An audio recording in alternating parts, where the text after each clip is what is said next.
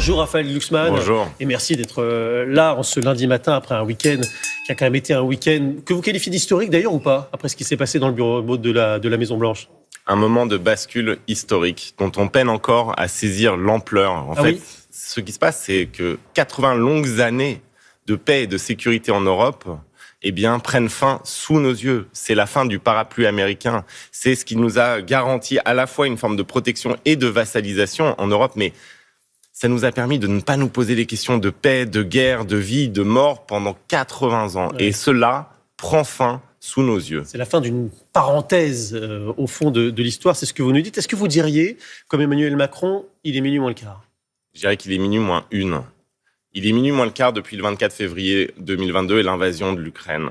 Mais aujourd'hui, il est minuit moins une. On a une Russie qui est à nos portes, en situation d'hostilité viscérale vis-à-vis de nos démocraties. Les services secrets allemands, Monsieur Bruno Kahl, le chef des services secrets allemands, va devant le Bundestag et nous dit quoi ?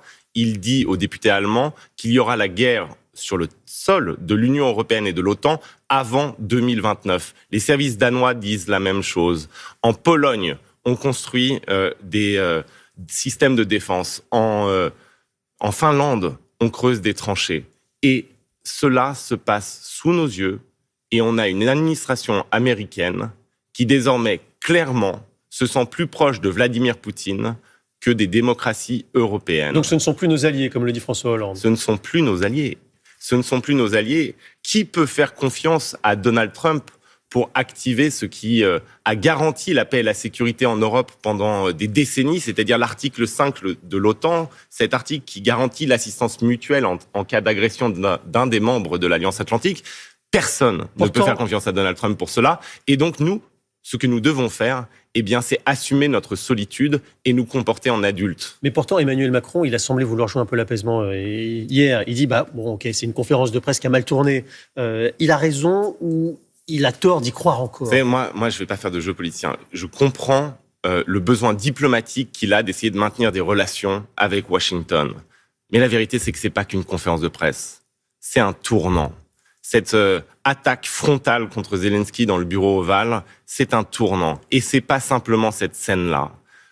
Hier, le conseiller national à la sécurité de Donald Trump, M. Waltz, a déclaré que Zelensky, désormais, était un problème pour les États-Unis d'Amérique et il en a fait une cible de la politique américaine. Ça veut dire que non seulement l'Amérique sacrifie l'intégrité territoriale de l'Ukraine, sacrifie la solidarité transatlantique, mais endosse la politique russe depuis le début, qui est celle du changement de régime à Kiev.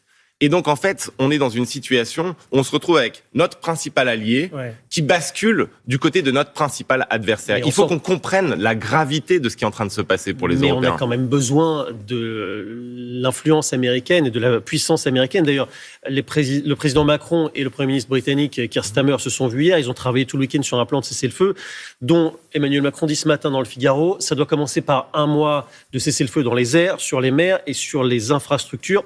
Et puis ensuite, on va proposer ce plan à Donald Trump. Enfin, en tout cas, il faut qu'il le valide. D'abord, est-ce que vous êtes d'accord avec les grandes lignes de cette proposition de cessez-le-feu émise par Emmanuel Macron ? Tout dépend des garanties de sécurité. Ah bah oui, c'est le nœud du problème. C'est le nœud du problème, et c'est le nœud du problème avec les États-Unis. Ce que les États-Unis proposent, c'est une capitulation devant Vladimir Poutine. C'est-à-dire, en fait, gratifier l'agresseur.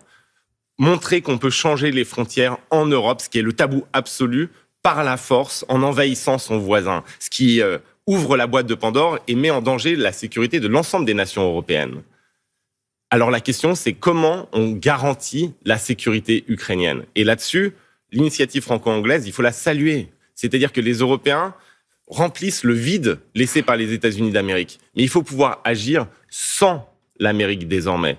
Alors, l'enjeu, il est très simple. Pour les Européens, d'abord, c'est de saisir les avoirs publics russes, 209 milliards qui sont dans nos banques. Alors ça, Emmanuel Macron, il a répondu, il a dit on ne le fera pas, c'est illégal. Mais vous savez, les contre-mesures sont prévues par le droit international. Les sanctions que nous-mêmes nous avons adoptées vis-à-vis de la Russie elles n'ont pas été adoptées par le Conseil de sécurité des Nations Unies. Elles ont été adoptées par l'Union européenne. Donc, si nos sanctions sont légales, saisir les avoirs russes que nous avons gelés dans nos banques est parfaitement légal. Tous les experts juridiques du Parlement et de la Commission européenne le disent. Pas Emmanuel Macron. Il dit exactement le contraire. En fait, l'enjeu derrière cela, c'est que ce que pense le gouvernement français, c'est que si on saisit ces avoirs et qu'on les affecte à l'aide à l'Ukraine, eh bien, ça va effrayer les Chinois, les Saoudiens et d'autres personnes qui ont de l'argent en Europe. C'est ça la vraie raison. Ouais. Mais aujourd'hui, s'il est minuit moins le quart, il faut prendre des mesures drastiques. De la même manière, l'Europe continue à importer en masse du gaz naturel liquéfié russe. Total Energy, notre entreprise, est la principale importatrice de gaz naturel liquéfié au moment où on se parle. Ce qui se passe, c'est que nous avons donné plus d'argent à la machine de guerre de Vladimir Poutine depuis le 24 février 2022 que nous n'avons transféré d'argent à la résistance ukrainienne. Et donc, si on veut être pris au sérieux et par Poutine et par Trump, eh bien, il faut désormais mettre fin aux trous dans nos sanctions et montrer que nous sommes réellement une puissance capable d'engager un rapport de force. Et est-ce qu'il faut parler avec Vladimir Poutine ? Est-ce qu'Emmanuel Macron doit décrocher son téléphone maintenant pour dire au président russe discutons, puisque visiblement, c'est plus à Washington que ça se passe ? Ce qu'il faut, c'est montrer que nous sommes forts. Donc, au lieu de non, parler, il ne faut pas l'appeler. Pas là, non.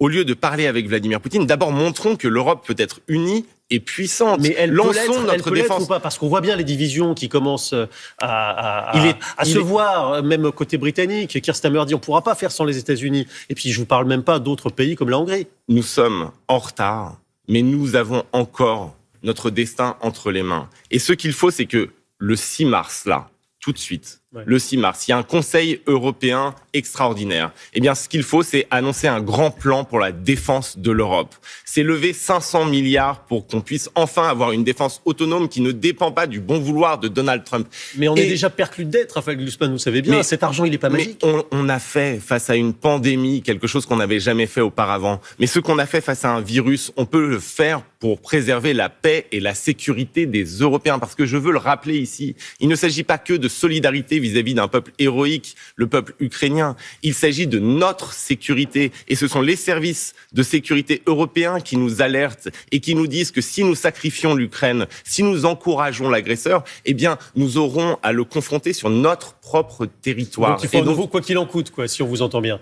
Mais la paix, vous vous rendez compte combien coûterait la fin de la paix et de la sécurité des Européens ?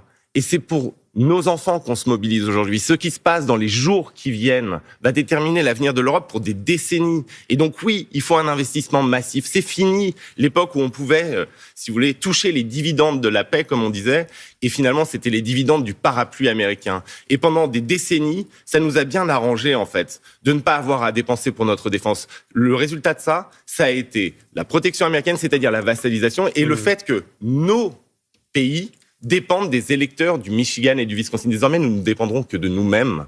C'est un enjeu fondamental et un tournant historique. Un autre sujet sur lequel on voulait vous entendre ce matin, mais qui n'a rien à voir, c'est l'une de vos collègues au Parlement européen qui a choqué en disant que le Hamas menait une action légitime. Vous avez reconnu, évidemment, Rima Hassan. D'abord, que pensez-vous de ces propos ? Et est-ce qu'il faut la déchoir de ces nationalités françaises, comme l'ont demandé plusieurs ministres français ? Alors, je pense de ces propos qu'ils sont absolument inacceptable et que cela montre bien pourquoi nous ne pouvons pas faire affaire avec la France insoumise qui a des députés qui sortent des phrases aussi choquantes que celle-ci.